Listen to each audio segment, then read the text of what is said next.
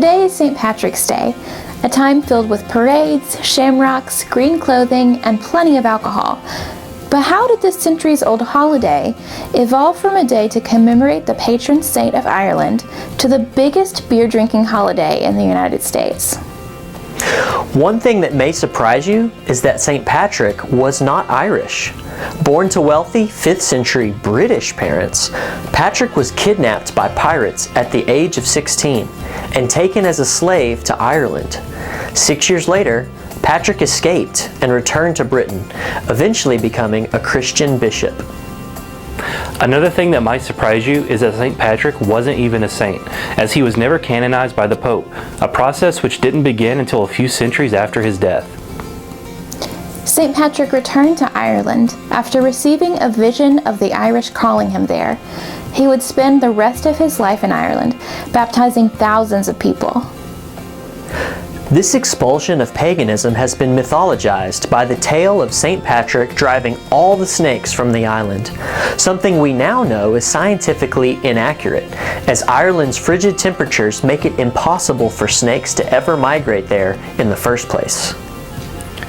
Ever wonder why people wear green on St. Patrick's Day? It has to do with the shamrock, which legend says Patrick used to explain the Christian doctrine of the Trinity. Sometime in the 18th century, people in Ireland began wearing shamrocks on their clothing to commemorate St. Patrick's Day, which over time evolved into today's tradition of wearing green. One of the biggest reasons St. Patrick's Day has become synonymous with drinking has to do with the date on which the holiday falls. St. Patrick is said to have died on March 17, 461. This date conveniently falls within the Christian season of Lent, which is a time of abstaining from certain food and drink, including alcohol. In celebration of the life of their patron saint, Irish Christians removed the restrictions associated with Lent on this day and threw large parties to commemorate his death.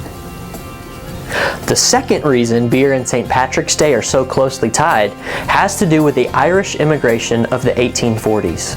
Fleeing to America to avoid what became known as the potato famine of the 1840s, thousands of Irish immigrants flocked to major New England cities, bringing their culture and religion with them. By this point, more than 1,000 years since the death of St. Patrick, the patron saint of Ireland had become less of a symbol of Christianity and more of a symbol for the Irish people themselves. Wishing to celebrate their national heritage, Irish Americans threw the first St. Patrick's Day parade in Boston in 1737.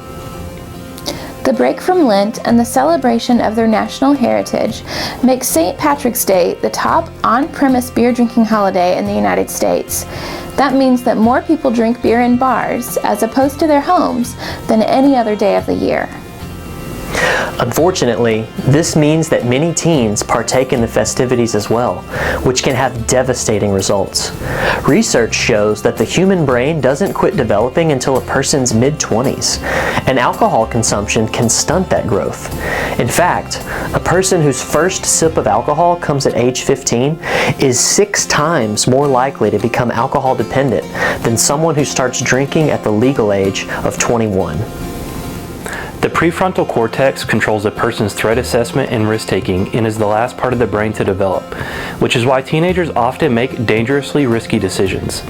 Adding the drop in inhibition that alcohol brings to a teen brain, which is already at a disadvantage in calculating risk, can result in deadly consequences like car accidents, homicides, sexual misconduct, drownings, and more.